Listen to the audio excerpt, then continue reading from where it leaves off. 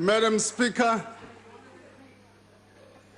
His Excellency President Cyril Ramaphosa, the Deputy President David Mabuza, Cabinet colleagues, members of the Executive Committee for Finance in various provinces, the Governor of the South African Reserve Bank, the Commissioner of the South African Revenue Services, honorable members.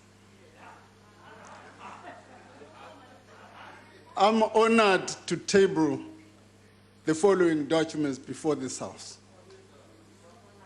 The 2021 Division of Revenue Bill, the 2021 Adjustment Appropriation Bill, the 2021 Rates, Monetary Accounts and Amendment Revenue Laws Bill, the 2021 Taxation Law Amendments Bill, Tax Administration Laws Amendment Bill, the Revised Fiscal Framework, the 2021 Adjustment Estimate of National Expenditure, the 2021 Medium-Term Budget Policy Statement. Madam Speaker, we are tabling the 2021 Medium-Term Budget Policy Statement under unprecedented conditions. The COVID-19 crisis has caused severe disruptions to economies the world over. It has forced governments to pay even greater attention to the task of saving lives and preserving livelihoods. In addition to the high cost to human life, the crisis is likely to leave deep and long-lasting scars on the global economy and human lives. The scattering impact of the crisis is evident in the increased debt levels, income vulnerabilities, while unemployment, poverty, and inequality are deepening. This is a crisis like no other. Almost 4 months ago, in certain parts of our country, we witnessed disturbing incidences of violence and destruction of property never seen in post-apartheid South Africa. Once again, lives were lost and people's livelihoods were taken away. Infrastructure was destroyed, investor confidence was battered, and our economic prospects were dealt a severe blow. These incidents expose the fragility of South Africa's social, economic, and political compact. They remind us of the ease with which the plight of the poor and unemployed can be exploited to achieve political ends. I wish to take this opportunity, Madam Speaker, and honored members, to pay tribute to the resilience of the people of South Africa during these hard and trying times. We are a resilient and dynamic people. On many occasions, when faced with extreme difficulties, we have always managed to emerge even stronger. On the 1st of this month, our country held its 6th democratic local government elections. Once again, our people responded to the Freedom Charter's clarion call that the people shall govern. And no government can justly claim authority unless it's based on the will of the people. And I think we must respect that decision. I was saying to somebody else, I was told and taught in the movement that the strategic task of the National Liberation Movement is transfer of power to the people, not to the ANC, transfer of power to the people. We have become an instrument. We are fortunate that the people of South Africa for almost 3 decades have selected us to be the instrument to exercise that power on their behalf.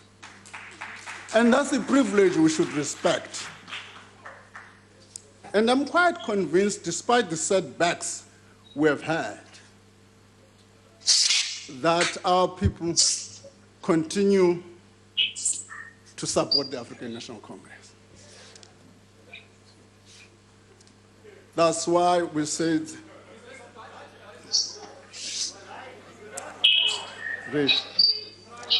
so I have said they understand no government can justly claim authority unless it's based on the will of the people. It's an important event. Madam Speaker, amid the COVID-19 pandemic, global economic recovery is continuing. However, high and more persistent inflation, as well as the outlook for commodity prices, have brought with them the uncertainty about medium-term long-term economic growth. The global economy is projected to grow at 5.9% in 2021 and 49% in 2022. Advanced economies are expected to return to pre-pandemic expectations for the growth in 2022, while emerging markets and developing economies are expected to remain below pre-pandemic projections. Notably, growth has recovered faster than employment. In the first half of 2021, the South African economy recovered more quickly than expected, reflecting less stringent COVID-19 restrictions, along with lower interest rates, support from strong international demand, and higher commodity prices. We now expect the South African economy to grow by 5.1% in 2021, from a 6.4% contraction in 2024. Over the next 3 years, the growth of the local economy is expected to average 1.7%, reflecting some structural weaknesses such as inadequate electricity supply. Madam Speaker, the strength of the South African economic recovery will also depend on the rollout of vaccine. A higher take-up of vaccine will reduce the risk of future waves of the pandemic and associated disruptions to economic activity. The speed and scale of vaccination, therefore, is of essence. There should be no room for hesitancy. Madam Speaker, this year marks the 25th of the medium-term budget policy statement to be tabled in this House. We have indeed come a long way in improving transparency and credibility of our budget processes. The 2021 medium-term budget policy statement is about navigating South Africa's path to economic and social recovery, drawing on the resilience of our people, as well as restoring the sustainability of our public finances and the dignity of our people in the face of a once-in-a-lifetime pandemic. The medium-term budget policy statement charts a course that demonstrates government's unflinching commitment to fiscal sustainability, enabling long-term growth by narrowing the budget deficit and stabilizing the debt. Critical to the fiscal path we've chosen is the need to be clear and unambiguous on the trade-offs we're willing to make as a nation. We cannot do everything we want at the same time. Equally important is the faster implementation of structural reforms to unlock greater private sector investment, economic growth, and job creation. A fast-growing economy will allow for greater revenue collection, making it impossible for more comprehensive responses to the challenges we face. Madam Speaker, considering the economic outlook and the risk associated with it, it is critical that we accelerate economic reforms for long-run growth.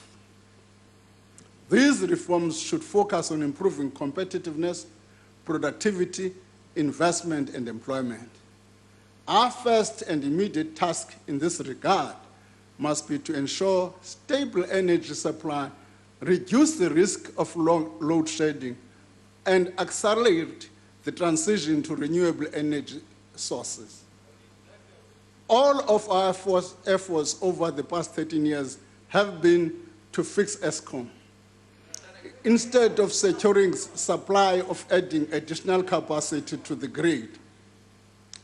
We have already made significant progress in correcting this. The amendment of Schedule 2 of the Electricity Regulation Act of 2006 has raised the licensing threshold from 1 megawatt to about 100 megawatts. It has also made it possible for private power generation to sell directly to customers. This will alleviate the risk of power cuts.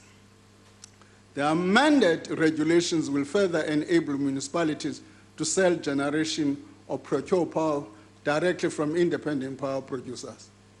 We've also begun to reduce our reliance on Eskom by diversifying our primary energy sources. The gains from these diversifications are demonstrated by the outcome of the most recent round of the renewable energy in independent power producers program. The 25 projects that are part of the latest round of bid window 5 will generate more than 2,500 megawatts of power at a weighted average price of 47.3 cents per kilowatt hour. This is the cheapest rate achieved in the history of the program and is among the lowest rates ever achieved worldwide. Over the long term, creating a competitive energy market will help contain the cost of generating electricity and support GDP growth. The second set of reforms must continue to focus on about improving the efficiency of South Africa's logistic framework to support economic growth. In this regard, government has announced the Corporation of Transnational Ports Authority as an independent subsidiary of Transnet and appointed an interim board. This will create an incentive for efficiency and competitiveness between port service providers, reducing delays, improving services, and introducing cost discipline. Transnet Freight Rail will allow third-party access in the freight rail network by the end of 2022. Allowing private rail operators to use the freight rail network will bolster systems volume and capacity. The third area is the speed resolution of issues blocking the release of high-demand spectrum and making affordable data available to firms and households. I'm aware that a lot of work is being done to overcome obstacles to this release of spectrum. The majority of the problems we're facing in this regard are not of government's creation. Largely, what is a problem is the litigation between the parties, and therefore delaying progress in this regard. We would probably appeal to the affected parties to find an amicable solution as soon as possible. Madam Speaker, we must ensure the completion of digital migration by March 2022. This is crucial to enable the full use of additional spectrum that will be auctioned. Fourthly, to boost tourism and attract skill, the now completed e-visa system will be rolled out to 15 countries by March 22. Fifthly, in the water sector, legislative drafting and financial modeling have been done to establish a national water resource infrastructure agency responsible for improving the management of bulk water resources.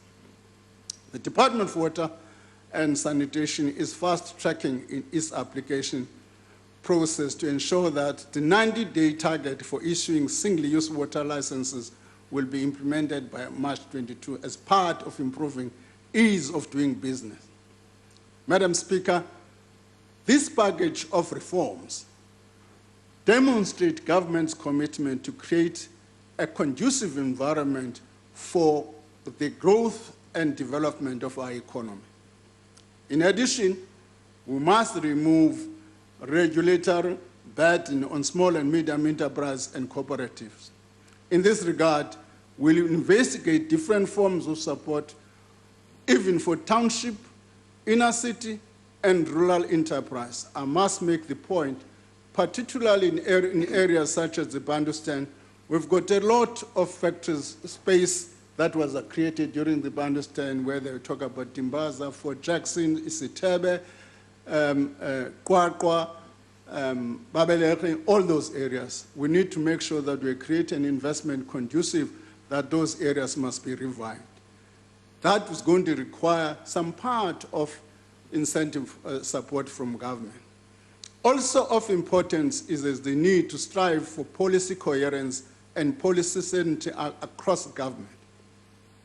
We must also continue to strengthen the capacity of the state to implement policy and intervene in the economy in a manner that enhances and not inhibits growth. Madam Speaker, the Economic Reconstruction and Economic and Recovery Plan identifies infrastructure development as a critical component of changing our economic fortunes. In total, 62 priority infrastructure projects were gazetted last year.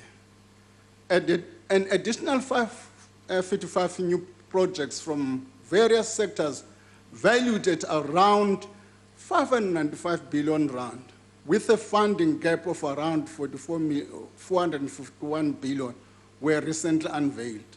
Therefore, we'll need partnership with the private sector to fulfill this funding gap. The infrastructure fund is an important intervention towards our strategic goal of ensuring that total investment in public infrastructure is nearly 30% of gross fiscal capital formation by 2030, as envisioned in the National Development Plan. We'll maintain our commitment to the fund, including allocating 100 billion over the decade from 2019-2020, as committed in the previous budget. Further work is being done to unlock more infrastructure projects for execution. There is a strong collaboration with government departments and other institutions such as Infrastructure South Africa. The Development Bank of Southern Africa prepares for projects within investment valued 84.5 billion in the telecommunications, water and sanitation, as well as transport sectors. Madam Speaker, the facilitation of trade across our borders is an important enabling economic activity, especially as we're implementing the African Continental Free Trade Agreement. Across our continent, infrastructure is underdeveloped and systems are outdated, resulting in inefficiencies and long delays. This also breeds criminality. Last week, I visited the Beit Bridge border post with the SARS Commissioner and the DG to assess firsthand the operational challenges at the port of entry.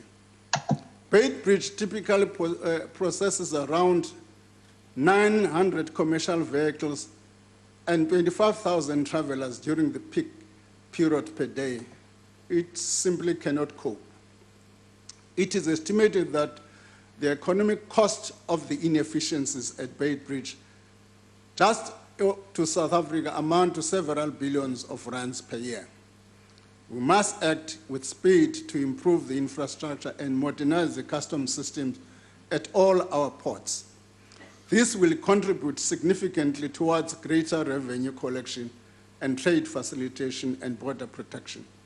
Let me reiterate, Madam Speaker, that government cannot drive economic recovery and growth alone, because most areas of economic activity are dominated by the private sector, including investment, employment, and innovation. In this, we strongly call on greater social compact to raise growth and improve livelihoods.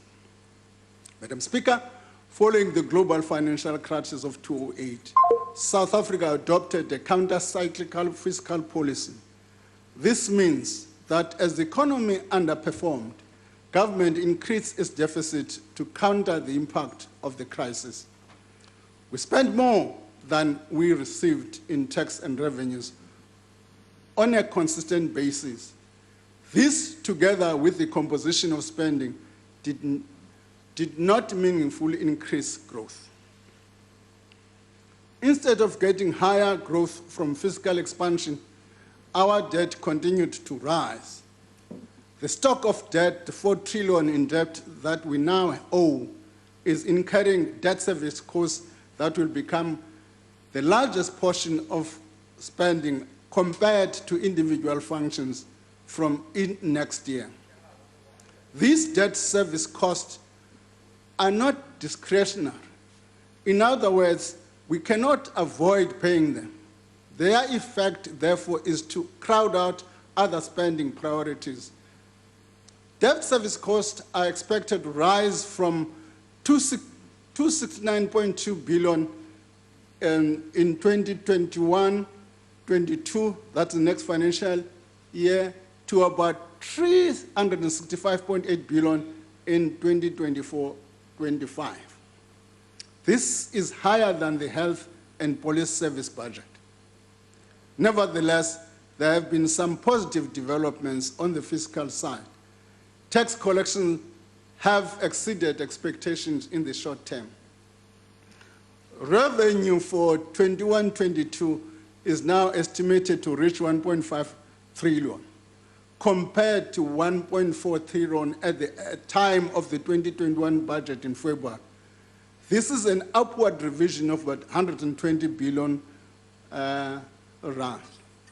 The consolidated budget deficit is expected to be 7.8% of GDP in 21-22, gradually lowering to 4.9% in 24-25. Taxes paid by the mining sector have been strong due to the commodity price rally which continued through the first half of 2021. Minister Mandasha was boasting the other day. He said, no, I'm feeding you guys these days because of what's happening in mining. So the mining sector has been doing well. It's given us sufficient revenue. About 85% of that 120 billion rand is from the mining sector. Notable, however, precious metals prices have started to soften. This means the revenue gains from the commodity prices rally are expected to be temporary. Therefore, we should be careful about our spending commitments. You will recall what I said earlier on. Because of the temporary nature of that revenue, you can't commit it to long-term projects. You've got to commit it to short-term projects. We should not make permanent spending commitments from short-term revenue benefits. This approach is embedded in our fiscal framework. We are of the view that revenue can be increased with a more effective and efficient revenue collection authority. In this regard, SARS has already started to utilize the additional funding that we provided to them in 2021 budget by hiring skilled tax and custom auditors and data scientists to boost compliance and collection, as well as accelerate modernization. Madam Speaker, the additional revenue due to the commodity price rally created space for government to provide additional support for poverty and employment programs this year, without negatively impacting the fiscal position. Following on from the fiscal response last year, government has provided an additional 48.9 billion rand in fiscal support due to the unrest that took place in July and the impact of the COVID-19 lockdown. This includes the 37.9 billion in direct fiscal support. We're now making an additional 11 billion available to the South African Special Risk Insurance Association, which is called SASRIA, to enable them to continue settling legitimate claims from businesses' damages during the unrest. The criminal activity we witnessed during the unrest reminds us that crime continues to be a blight on our society. It undermines confidence in our recovery and hinders our long-term economic development. To strengthen the fight against crime, we have allocated additional funding to the South African National Defence Force and the police services. All South Africans deserve to be safe. We must not fail in this. Madam Speaker, the medium-term budget policy statement is also about continuing our country's response to COVID-19 and its resultant economic and social impact by providing additional short-term support where needed. This year, we're increasing non-interest spending by 59.4 billion. The revised 2021-22 fiscal framework includes 3 billion in the contingency reserve for additional vaccine purchases and 11 billion as a provincial allocation, as I've said, to SASRIA for a risk coverage in the wake of the unrest in July. Aside from the allocation in the special appropriation bill, I tabled in August. There was a special appropriation bill we tabled in August. Most of the adjustment, 20.5 billion, are to cater for the higher than budgeted public sector wage agreement.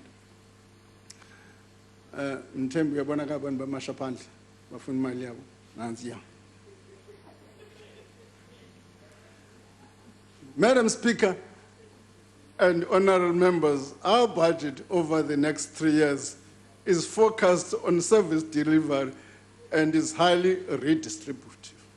You know, I was asked by journalists in the press conference, is this budget pro-poor? I said to this journalist, tell me this question. If 60% of non-interest spending, 60% of non-interest spending is on the social wage, what does that mean?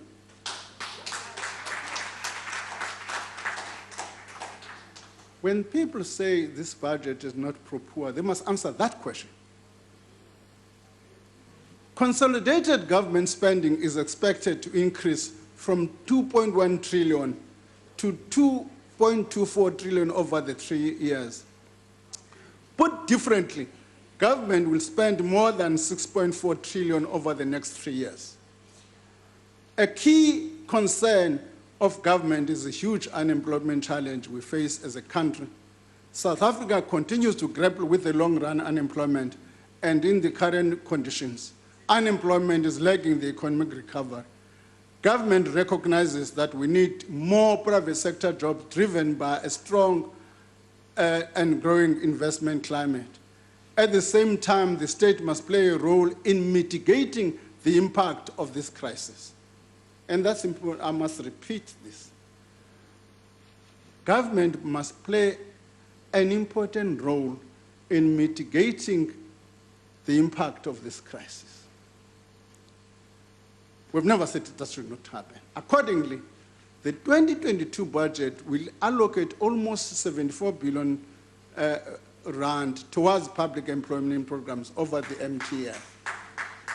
In addition, further opportunities will be explored for supporting employment through other means. Government will also maintain its commitment to support fee-free higher education. In this regard, funding for fee-free higher education and training has been increased. In the 2021 government spending, 44.7 billion is in this function. This has been increased to 56.8 billion in the current year. Over the 22 MTF, funding for higher education will total 158.8 billion. Honourable members, as you are aware, the current social relief of distress grant is coming to an end in March. Let me emphasize this thing. But abantu ngu-treasury nama nesisukela abantu kwethu. Nesisukela. This government said it is extending it up to the end of March. Urhulumente utshiloyo up to the end of March. Treasury usathe cwaka.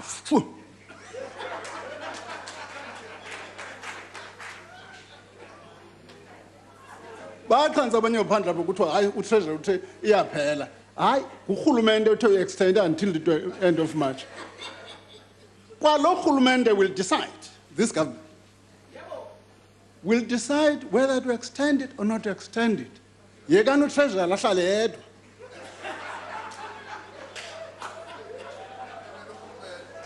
Mama ufuna urhulumente ngoba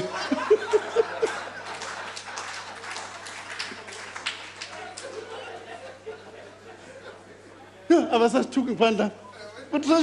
uTreasury. The budget is a decision of the government, not of Treasury.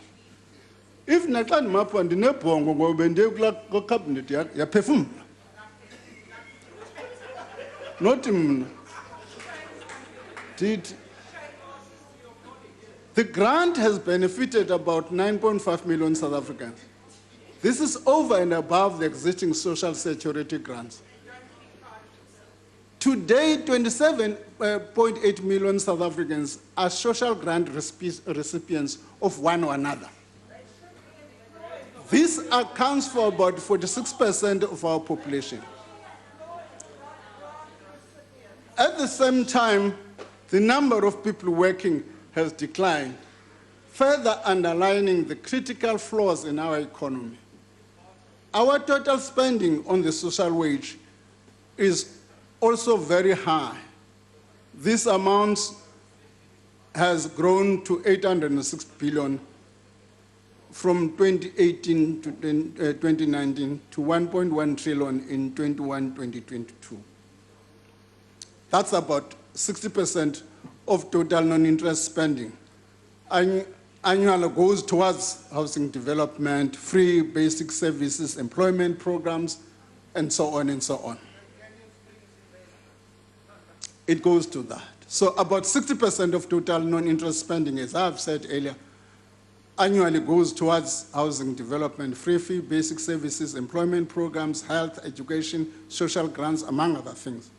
Overall, the South African government is acknowledged as having one of the most comprehensive and expansive social security systems in the world. And there are ongoing discussions about social safety net. Details on our interventions with regard to the social security net will be provided in the February 2022 budget. Yavake ndithi lo mbuzo abantu bawubuza esitrateni uyawuphendulwa kwangilo rhulumente kodwa ndayithetha loo nto ngoFebruwari.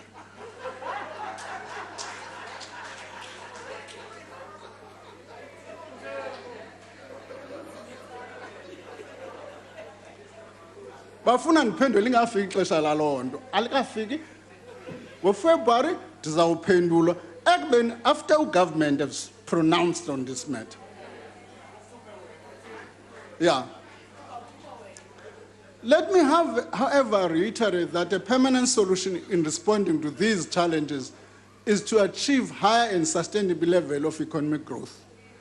Madam Speaker, state-owned companies are intended to be important as enablers of economic development. Many SOEs, however, have been badly managed and have failed to deliver. In many instances, they've also been devastated by state capture, making them increasingly reliant on government. Since 2013, for instance, government has directed more than 290 billion rand to bail out state-owned companies at the expense of important social expenditure. Going forward, the restructuring of state-owned companies, informed by an assessment of their strategic relevance, is a priority. In this medium-term budget policy statement, no additional funding is provided for state-owned companies. The exception to this is where guarantees have been called by creditors and conditions have been met by the OEC in question within the context of their strategic importance. Now, I was asked by a journalist, what does this mean? Did you know this is tough love?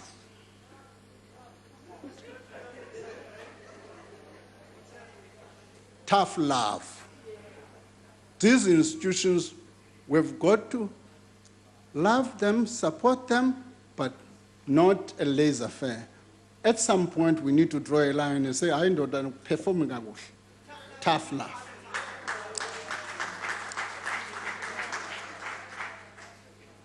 We must be prepared to consolidate some of our state-owned entities and let go of those that are not longer considered strategically relevant. Our retirement reforms, before getting to retirement reforms,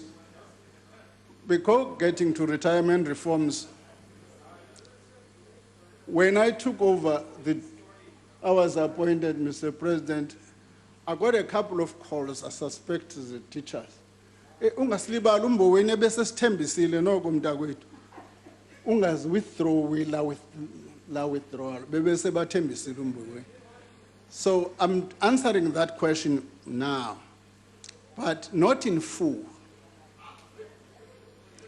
On retirement reforms, we are proposing measures to boost household savings by increasing preservation before retirement and to increase flexibility through partial access to retirement funds through what is called a two-pot system.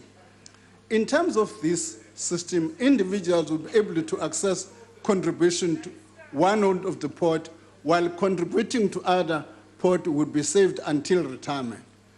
These measures would require legislative changes.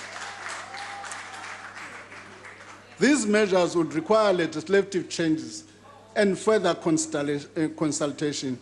Limited withdrawals would also depend on affordability and liquidity of the fund.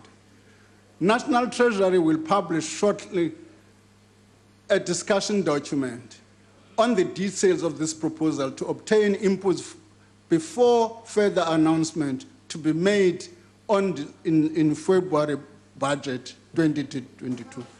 The reason it has got to be made in February 2022 is because we will have to pass it together with the tax legislation. We'll have to pass legislation to give effect to it.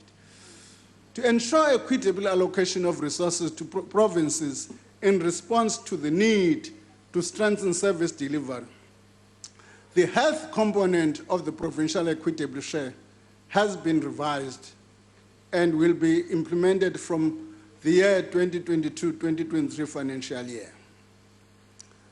Meanwhile, provinces receive almost 2 trillion in transfers over the next from MTF.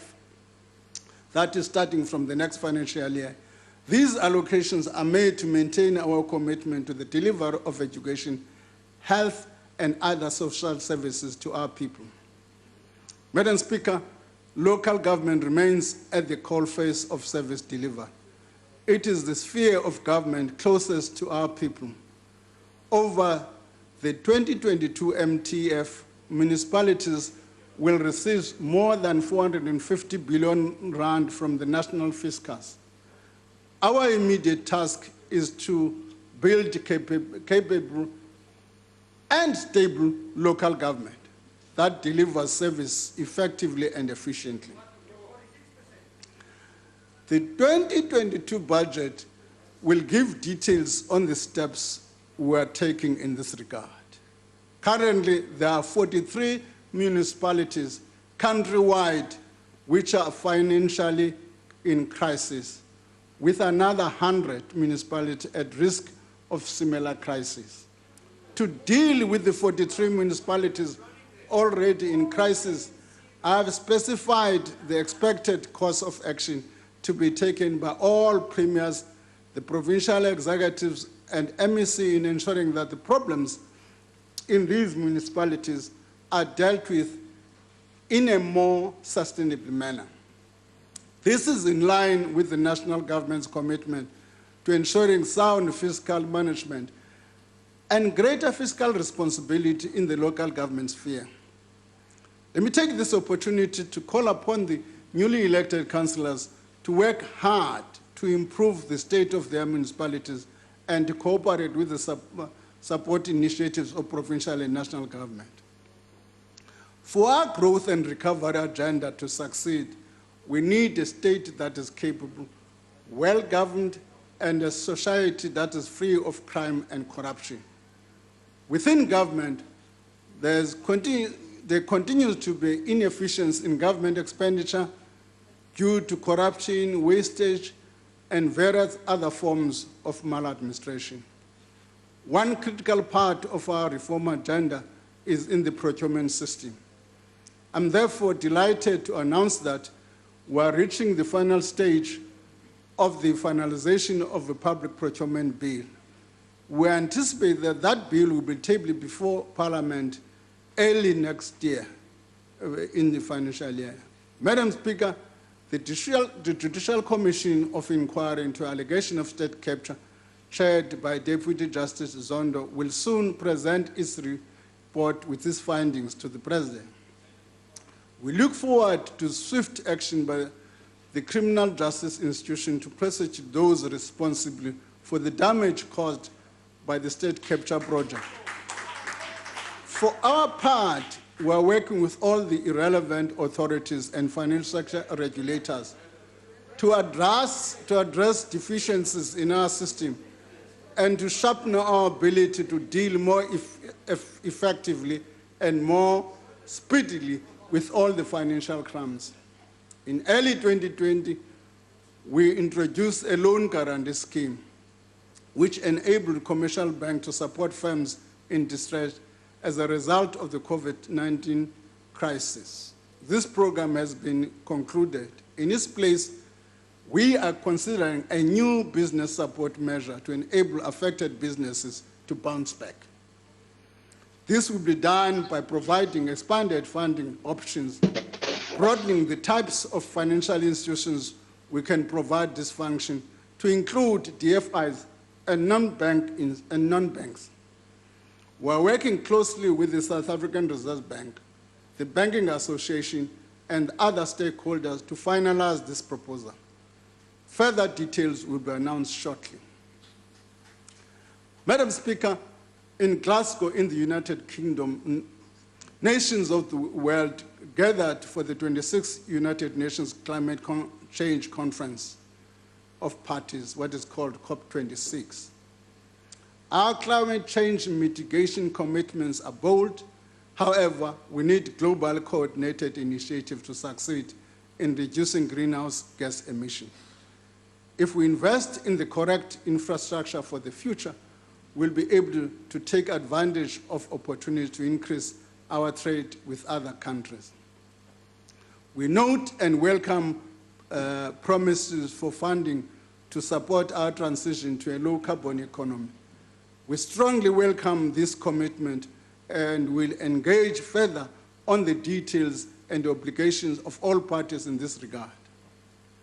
Madam Speaker, as I conclude, let me reflect on key points we are making today. This medium-term budget policy statement is a call to action, a change to ourselves to once again renew the promise of a country that many fought for and have sacrificed much. We must continue to focus on saving lives and livelihoods. Between now and February 2022, we'll be working on the details of measures to deal with the socio-economic challenges we face, especially the crisis of unemployment and poverty. This must be done in a manner that does not depart from the strategy of stabilizing government debt. Recommendation in this regard will depend on the availability of resources, of course, including policy trade-offs and reprioritization. We reiterate that the key to resolving our development challenge is the need to push ahead with structural reforms necessary to unlock the growth of our economy. These reforms will include bringing additional electricity capacity into the grid, in addition to fixing Eskom. Honourable members, the task of growing our economy requires that we work together as South Africans, singly-minded in our understanding that working alone, none of us can achieve the desired results